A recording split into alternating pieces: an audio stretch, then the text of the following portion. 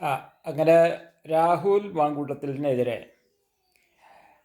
ആ യുവതി കൊടുത്ത പരാതിയുടെ പുറത്ത് കേസെടുത്തു കഴിഞ്ഞു.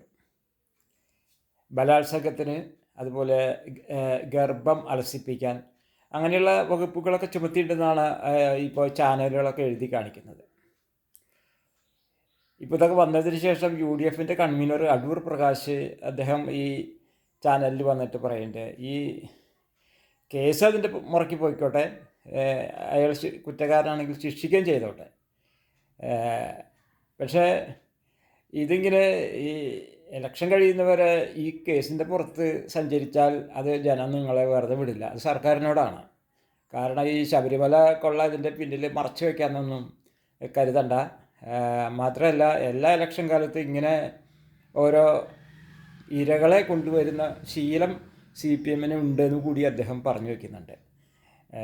ഇതിൽ അതിൻ്റെ മറുപടിയൊക്കെ CPMകാർ പറയുന്ന ഞാൻ കരുതണേ, അവർ പറഞ്ഞോട്ടെ, നമുക്കത് കേൾക്കാം.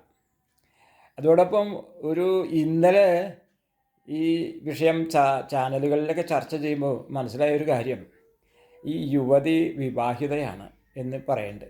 അതാരും നിഷേധിക്കണില്ല. അപ്പോൾ ഇത് മാതൃഭൂമി ചർച്ചയിൽ രാഹുൽ ഈശ്വർ പറയുമ്പോൾ അതിന് അഭിലാഷ് മോഹൻ ചർച്ച നയിക്കുന്ന ആൾ സമ്മതിക്കുന്നുണ്ട്. അപ്പോൾ ഏകദേശം ഇത് ചാനലിൽ ജീവനക്കാരിയാണോ എന്നുള്ളൊരു സംശയം പോലും ചിലർ പറയുന്നുണ്ട്. അതുകൊണ്ടാവും ചാനലുകൾക്കൊരു താല്പര്യം കൂടുതലുണ്ട്. ആ യുവതി നീതി അർഹിക്കുന്നുണ്ടെങ്കിൽ അവർക്ക് കിട്ടേണ്ടതാണ്. അത് രാഹുലിനെ ശിക്ഷിക്കണമെങ്കിൽ ശിക്ഷിക്കട്ടെ. എങ്കിൽ തന്നെ ഇത്തരം കാര്യങ്ങൾ കൂടി പരിഗണിക്കേണ്ടതുണ്ട്. കാരണം ഒരു വിവാഹിതയായിട്ടുള്ള സ്ത്രീയാണെങ്കിൽ അവർ ഈ രാഹുലായിട്ട് ബന്ധപ്പെടുന്നതിന് മുൻപേ വിവാഹിതയാണോ, അതല്ലെങ്കിൽ ഈ വിവാഹിതയായതിന് ശേഷമാണോ രാഹുലായിട്ട് ബന്ധപ്പെട്ടതിന് ശേഷമാണോ വിവാഹിതയായത്?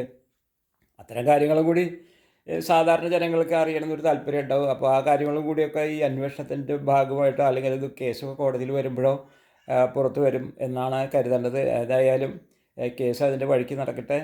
ബാക്കി കാര്യം നമുക്ക് വഴിയെ കാണാം.